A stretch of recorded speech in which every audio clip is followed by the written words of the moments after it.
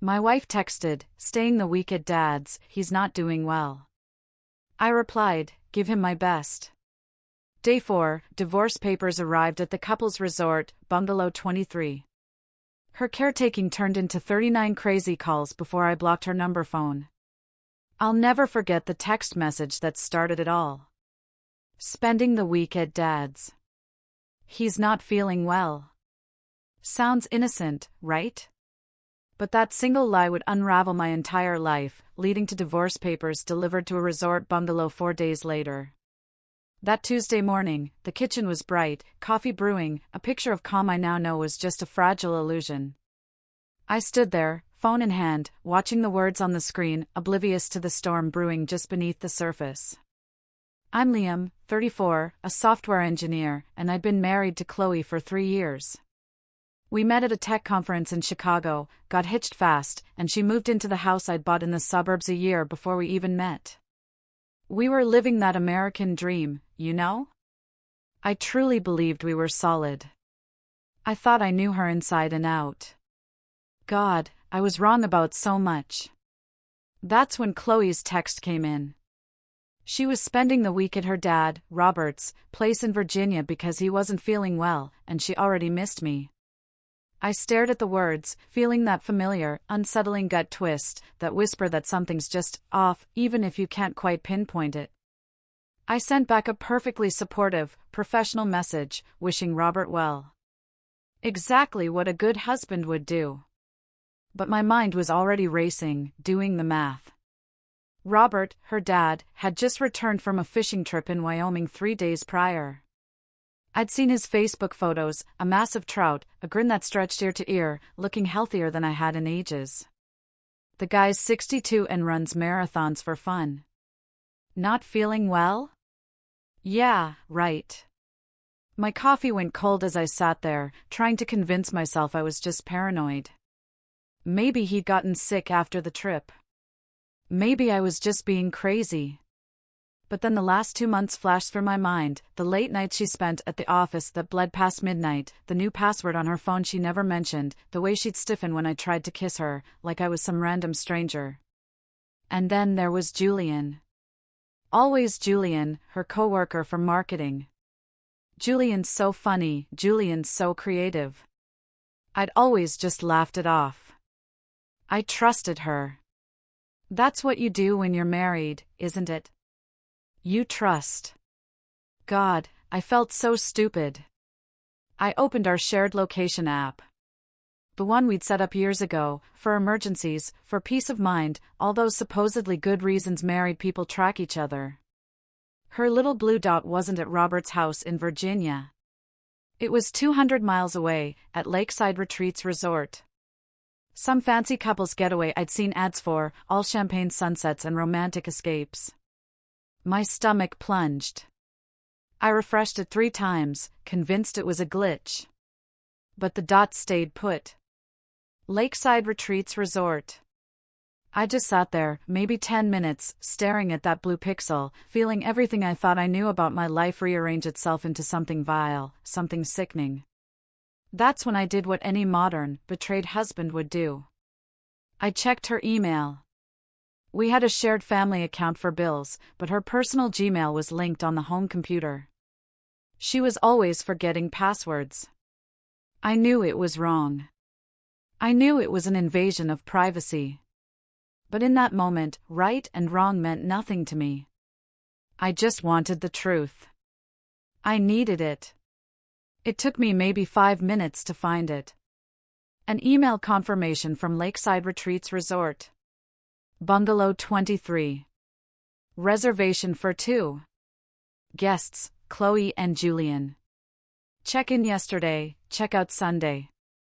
A premium package, couples spa treatment, champagne breakfast, a sunset dinner cruise. My wife, with her coworker, booked a romantic week while I was home, eating takeout, working remote. Every single word was a knife twisting in my gut. I screenshot everything. The reservation. The confirmation. The location app. Their email thread, coordinating the trip, talking about finally getting time alone, how they couldn't wait to just be together. Each message felt like a physical blow. I was methodical, saving it all to a private folder, backing it up to the cloud. Nothing would get lost. This wasn't a marriage anymore. It was evidence. I remembered something my brother, Michael, told me years ago when he went through his own divorce. He said his biggest mistake was confronting his ex right away, giving her time to hide assets, delete messages, spin a story. If you know it's over, he'd said, you stay quiet. You prepare. Get a lawyer first. Protect yourself. You don't play fair with someone who's already cheating. So, I didn't call Chloe. Didn't text. Didn't drive to that resort and make a scene. Instead, I called Mark Foster, the attorney who handled Michael's case. He picked up on the second ring. I told him who I was, reminded him we'd met at Thanksgiving a few years back, and explained that I needed his help. He told me to come to his office immediately. 2 hours later, I was sitting across from Mark in his downtown Chicago office, sliding printed screenshots across his desk. He looked them over with the weary, dead-eyed efficiency of someone who'd seen this exact story 100 times. He confirmed it, clear infidelity, well documented. In Illinois, he explained, this strengthened my position significantly. He asked how I wanted to proceed. I told him I wanted it done fast. I wanted her served while she was still there. In that resort. I wanted divorce papers delivered to Bungalow 23 while she was with him. Mark raised an eyebrow. That's aggressive, he said. I reminded him that just this morning, she'd texted me about her sick father. That she'd looked me in the eye for months while planning this betrayal. I'm not giving her the courtesy of a heads up, I told him. He nodded slowly, said he could have the papers drawn up by tomorrow, a process server to deliver them by Thursday. He asked if I understood this would be nuclear. Good, I said. Let it burn. I drove home in silence, hands steady on the wheel, my brain on autopilot. Back in our empty house, I walked through each room like I was seeing it for the very first time. The kitchen where we'd cooked together, the living room where we'd watched movies, the bedroom where we hadn't been intimate in 3 months. It all felt like a museum now, preserving something long dead. I sat at my desk, closed the laptop with all that damning evidence, and just stared out. The window. Normal people. Doing normal things. Walking dogs, mowing lawns, living their uncomplicated lives. My phone buzzed. A text from Chloe. Her dad was sleeping. She missed me. She loved me. I didn't respond. Just screenshot it. Added it to the folder. Thursday morning, the confirmation came from Mark. Process server delivered the papers to Bungalow 23 at Lakeside Retreats Resort at 11 a.m. Guest signature confirmed, Chloe. I poured myself a scotch, even though it was barely noon. Let her enjoy her week. It would be her last as my wife. At 11:47 a.m., my phone exploded. 16 missed calls from Chloe in 10 minutes. Then the texts started flooding in, demanding I call her, saying this was insane, that I couldn't do this, begging we needed to talk. I watched them come in, detached, clinical, like observing a storm from afar. I didn't respond to a single one. By noon, it was 32 calls. By 1 p.m., 39. Then, silence. She'd figured it out. Good. Let her sit with it. Let her feel what panic truly tasted like. Mark called that afternoon. Chloe was trying to reach him, too. Left 4 voicemails, sounded very distressed, wanted to negotiate. I told him to inform her, she needed her own lawyer. This wasn't a negotiation. The next week was a blur of legal paperwork and my strategic silence. Chloe tried everything. She showed up at the house while I was at work, but I'd changed the locks. She emailed me long paragraphs about misunderstandings and mistakes, how we could work through this. I forwarded them to Mark, unread past the first line. She even reached out to my friends, my coworkers, even my mother, spinning some elaborate story about a mental health crisis, about me acting erratically. But I'd already told them the truth, shown them the evidence. Nobody was buying her act. What struck me, though, was how contained her panic felt. Upset, yes, but not destroyed. Like she was following a script for a betrayed wife caught in the act. Hitting all the right notes, but hollow. No real emotion behind it. It bothered me, in a way I couldn't quite articulate. 3 weeks later, we sat in Mark's conference room for the first formal meeting. Chloe walked in with her lawyer, some slick guy named Ethan Clark, who looked like he billed $800 an hour. She was dressed conservatively, minimal makeup, playing the perfect wounded wife. She wouldn't make eye contact with me. Ethan did most of the talking. His client, he stated, was willing to agree to an uncontested divorce, prepared to accept a fair division of assets, and move forward amicably. I braced myself for a fight. For demands of alimony, for her to drag this out, make me pay for humiliating her. But she just agreed to everything. Mark shot me a surprised glance. He carefully noted it was very reasonable and suggested they draft terms immediately. Chloe finally spoke, her voice soft, controlled. She just wanted this over with, she said. She'd made mistakes and didn't want to make this harder. It sounded perfect. Too perfect. Like she was reciting lines from a teleprompter. We hammered out the details over the next 2 hours. House equity split 50/50ths. She kept her car, I kept mine. Savings divided. No alimony. She didn't fight for a single thing. Just nodded, agreed, signed where Ethan told her to sign. When we were done, she stood up, looked at me for the first time, and said she was sorry for everything. Then she left. Mark waited until the door closed before he commented on how strange that was. He'd never seen someone give up so easily in an infidelity case. Usually, there was at least some pushback. I suggested maybe she just wanted it done, but I didn't believe it. Mark just said, maybe. Or maybe she got what she wanted.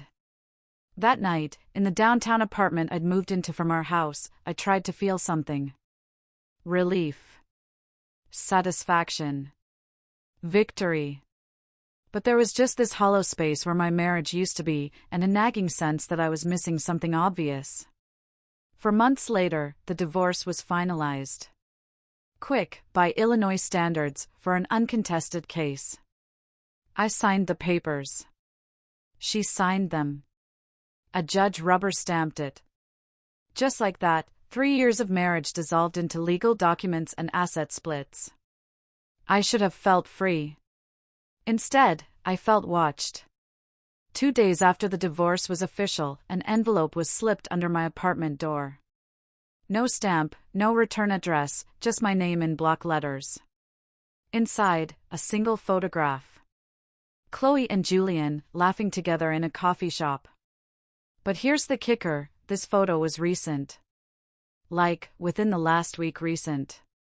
I recognized Chloe's blue jacket from an Instagram post 3 days prior. I flipped it over. In the same block letters, you were right about the affair. Just wrong about who planned it.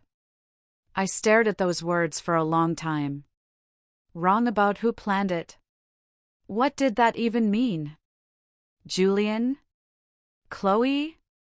Someone else entirely?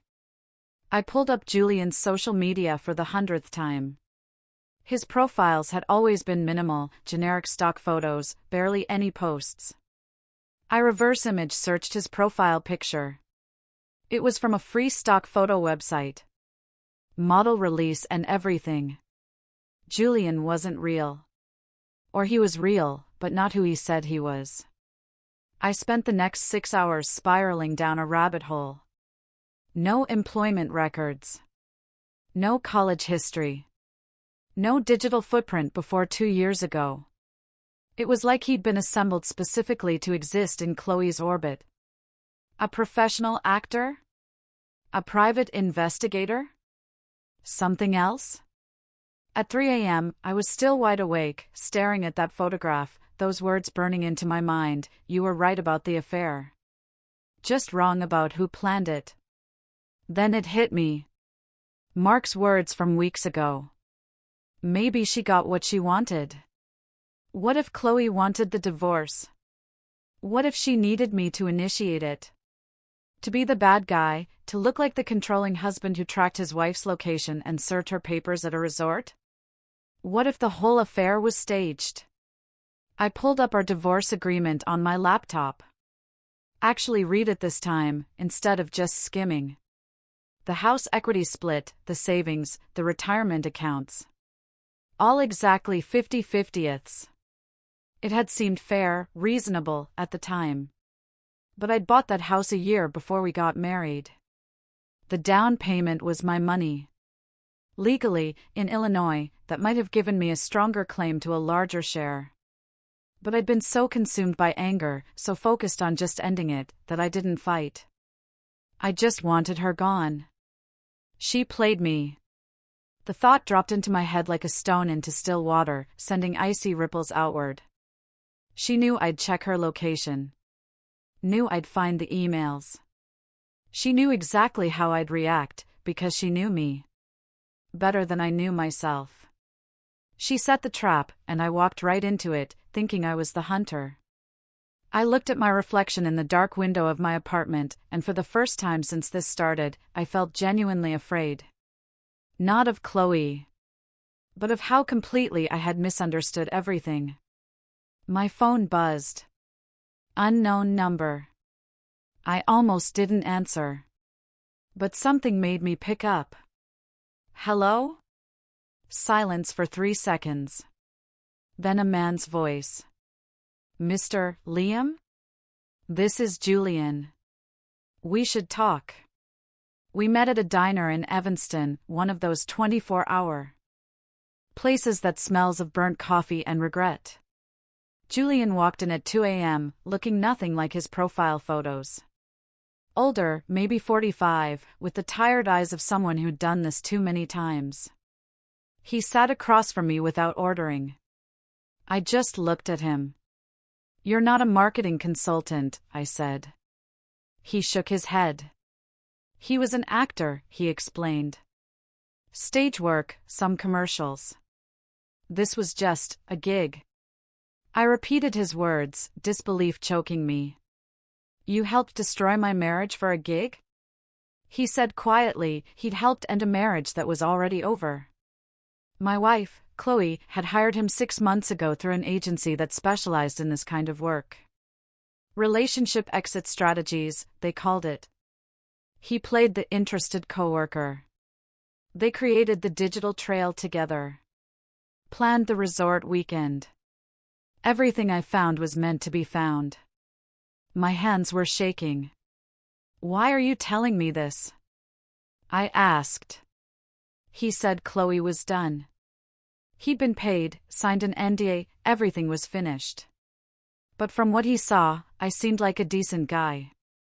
And he'd been doing this job long enough to feel sick about it. He slid a business card across the table, Discrete Solutions LLC, Relationship Transition Specialists. He went on, explaining there were 5 other guys like him. The agency handled maybe 40 cases a year. Wives who wanted out, but needed their husbands to file first. Made them look like the victim, got them better terms, kept their reputation clean.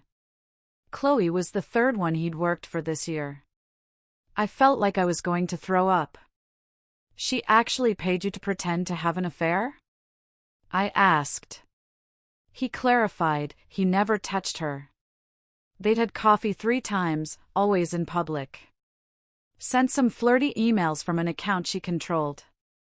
Booked the resort in both their names. He checked into a different bungalow, stayed 1 night, then left.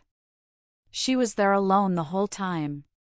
But I saw what I expected to see. I brought up the location sharing, how she knew I'd check. He confirmed it, she'd turned it on 2 weeks before the trip, made sure I'd see exactly where she was. The emails? Left in an account she knew I could access. Everything was staged. He stood up to leave, apologized again. Said he really was sorry. But then he added, "You should know you're not the first. And, check your lawyer." "What do you mean?" I asked. "Mark Foster," he said. "Why do you think she agreed to everything so easily? Why do you think he pushed you toward that specific settlement?" He walked out before I could respond, leaving me alone in that fluorescent-lit diner with a truth I didn't want to believe. I called Michael at 7 a.m., waking him up. I asked him about his divorce lawyer, Mark Foster. Specifically, who recommended him.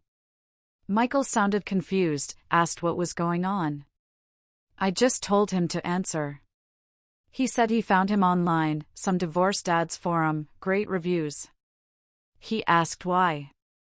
I hung up and started searching. It took an hour, but I found it, a pattern. Mark Foster had handled 63 divorce cases in the last 5 years. In 41 of them, he represented men who filed for infidelity. In 38 of those cases, the wives were represented by Ethan Clark, Chloe's lawyer. And in every single one, the settlement was 50-50ths or better for the wife, despite the infidelity claim that should have hurt them. They were working together. The lawyers were in on it. I was still staring at my laptop screen when my phone rang. "Chloe."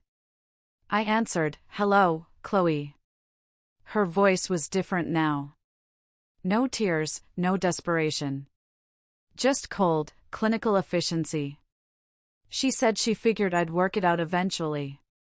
That I was always smart, just not smart enough. I told her she set me up. She countered that she'd helped me leave a marriage I didn't want anymore either. That I was miserable too, and shouldn't pretend otherwise. She claimed we stopped loving each other 2 years ago. But if she filed, she'd look like the bad guy, lose friends, face judgment. This way, I filed. I was the one who gave up on us. She was the victim who tried to make it work. I pointed out the affair was fake. She responded that my reaction was real. I tracked her location, went through her emails, hired a lawyer without talking to her. All true. All documented. And honestly, she said, that's controlling behavior. Some people might even call it mistreatment. The word hit me like a slap. I told her I wasn't mistreating her. She responded calmly, listing everything I did, monitored her location without her knowledge, accessed her private emails, had her served with divorce papers at a resort to humiliate her. Those are facts, she said. Her therapist has it all documented. So, if you're thinking about exposing this little conspiracy theory of yours, remember how it'll sound. Scorned husband can't accept his wife left him. Creates elaborate story about fake affairs and lawyer conspiracies. She asked, "Who's going to believe you, Liam?" I wanted to scream, to throw the phone. But she was right. Completely right. I finally asked her why. Why go through all this?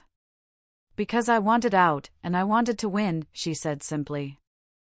I didn't love you anymore, Liam. Maybe I never did. But I put 3 years into this marriage, and I wasn't leaving with nothing. This way, I got half of everything, kept my reputation, and you did all the work for me. You even paid for the lawyer who helped me. She paused. Mark's very good, by the way. He'll bill you for another few months, send you updates on post-divorce paperwork that doesn't exist. By the time you figure it out, the statute of limitations on attorney misconduct will have passed. I told her she was insane. She said she was practical. And I'm not the first wife who's done this. Won't be the last. Women are just getting smarter about divorce. The line went dead. I sat in my apartment, surrounded by evidence that meant nothing. Proof of a con so perfectly executed that exposing it would only make me look worse. She played every move flawlessly. Used my trust, my anger, my sense of justice against me. She knew exactly what I'd do because she knew me better than I knew myself. 3 months later, I'm in a different apartment, in a different part of the city, trying to start over. I don't date. I don't talk about the divorce. When people ask what happened, I just say it didn't work out. Because what else can I say? That my wife hired an actor to fake an affair so I'd file for divorce, while her lawyer and my lawyer conspired to make sure she got exactly what she wanted? That I fell for every single part of it because I thought I was the smart one, the one in control? I still keep that photograph. The one slipped under my door, with the message about being right about the affair but wrong about who planned it. Sometimes I look at it and feel angry. Mostly, I just feel stupid. I thought I was playing chess. Turns out I was never even at the board. I was the piece being moved. And Chloe? She was always 10 steps ahead, watching me think I was winning, right up until the moment I lost everything. She played me perfectly. And the worst part is, I still don't know if there's anything I could have done differently.